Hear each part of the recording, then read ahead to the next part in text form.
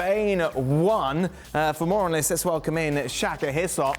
Shaka, I'll tell you what was telling was the celebrations that we saw at the end of the match. It showed how much this meant to Spain. Yeah, it did, and maybe a little bit surprising.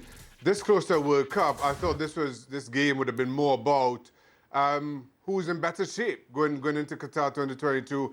Yet over the course of 90 minutes, I thought Portugal played the better of the football, though they lacked a finisher. As much as you have Ronaldo on the park, he didn't offer an awful lot. Spain passed the ball out to the back, but they didn't do an awful lot themselves until late on in the game. And as the game went on, kind of dragged on at 0-0 with Portugal dominating, you just wondered if the upset was on. And that's how it proved once Nico Williams came on and set up Alvaro Morata. So it very much was a smash and grab that if you're Spain, despite the win and the final, this close to a World Cup, I'm not sure you're overly thrilled. I have a problem, Ali. Okay, all right. I'm comparing everyone to Brazil at the moment. Okay. And I think when you talk about favourites who are going to go on and maybe compete with Brazil and Argentina, Spain and Portugal are in the conversation. Mm-hmm. Yeah, so the game didn't have that kind of life, that kind of sip to it. No, it wasn't dynamic. No, it wasn't. It certainly wasn't from both teams. And I'm going to address Portugal for a second before I go to Spain. Portugal, while, and I agree with Shaka that they seem to be the more likely to score a goal, even though Spain had all the possession. At some point, midway through the second half, Portugal decided that, you know what, we're going to forfeit all of the ball to Spain.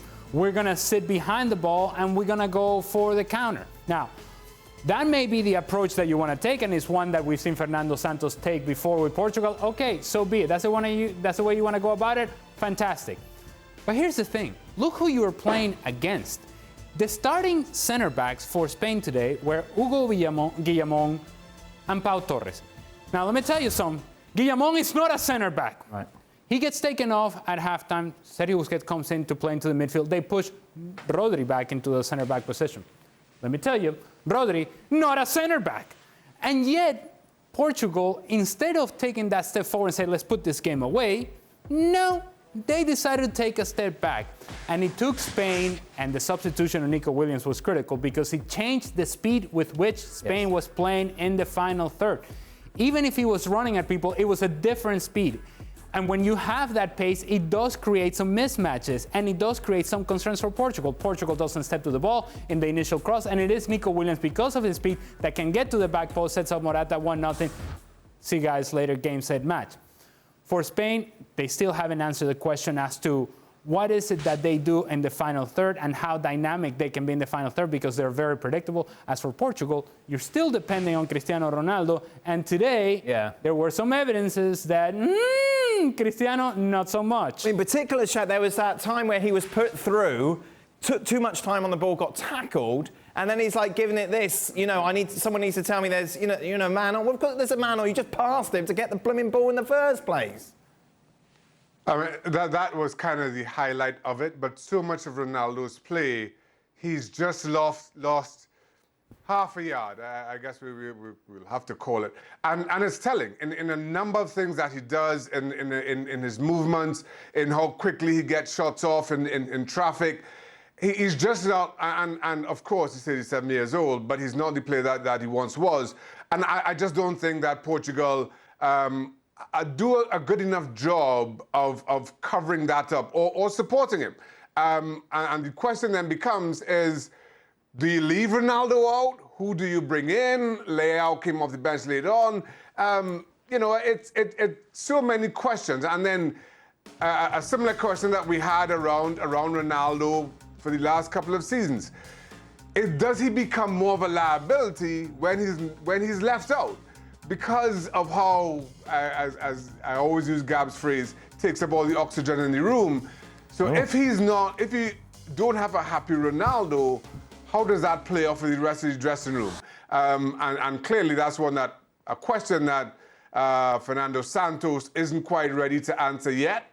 Erik ten Hag has done, but Santos not prepared to find out. So Shaka, of course, you took a lot of stick over the last week or so after you gave us your World Cup power rankings and you admitted you forgot Portugal. Maybe that was a Freudian slip? Maybe you were right, Shaq. Yeah, maybe their play just kind of numbed my senses. That's what it is. I've changed my answer, Dan. They numbed my senses to what it is to expect from them. They did what? Listen, I don't know what he's talking about. They numbed my senses. The I don't know truth what is, that means. What do you mean don't. by that, Shaq? You don't know what I mean by numbed my senses? Portugal numbed your senses, no? so now they're not in the top 10, or they are in the top 10? They weren't, and they're not going to be anymore. Right, because they numbed your senses. After what we saw today. That's right. Saying that, I don't think any of the big boys in European football had a great international window. And you talk about Brazil and Argentina going into this. More and more you see them, and then you see everybody else in Europe. It looks South America bound. South America of the opposite of numb my senses. Thank you very much, Shaka. Just a reminder, domestic football returns this weekend right across the board. La Liga will see Barcelona take on Mallorca. That game live on ESPN+. Your commentator for that match? This guy. Wow. You know it and you love it. Ali Moreno on the call. And then on Sunday at the Bernabeu, it's Real Madrid against Osasuna. Well, thank you very much for watching ESPN on YouTube. For more sports highlights and analysis, be sure to download the ESPN app. And for live streaming, premium content, and let's not forget as well, ESPN FC 7 days a week. Subscribe to ESPN+.